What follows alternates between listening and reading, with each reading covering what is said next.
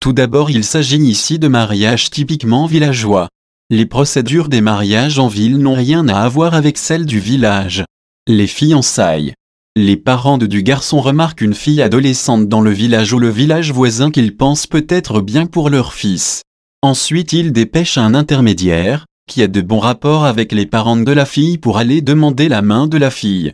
En partant demander la main de la fille, l'intermédiaire y amène un morceau de bois, la colla, et autres éléments symboliques. Les parents de la fille ne donnent pas tout de suite une réponse, ils demandent à consulter d'abord les aînés de leur famille. Après s'être concertés, les parents de la fille donnent une réponse finale. Si la réponse est positive, les parents du garçon peuvent maintenant envoyer la dot.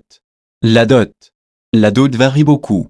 Une dot peut consister de colla, des vivres, des pagnes, et une somme symbolique d'argent. Travail du garçon dans le champ de sa belle famille. Puisque la fille est encore petite pour être dans un foyer, elle va rester encore chez ses parents pendant d'autres années. Pendant ce temps, de temps en temps, les parents de la fille peuvent demander le garçon d'aller les aider dans leur champ. Le garçon rassemble alors ses amis pour aller travailler dans le champ de sa belle famille.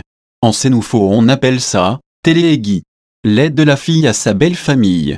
Lorsque la fille devient plus mature et tend vers l'étape de la cohabitation avec le mari, elle peut décider volontairement d'aller aider sa belle famille. C'est aussi une occasion de se rapprocher de son mari et de sa belle famille. La cohabitation. Avant même de cohabiter ensemble, le mari invite de temps en temps la fille chez lui à la maison, une occasion pour eux d'apprendre à se connaître davantage et penser à leur avenir.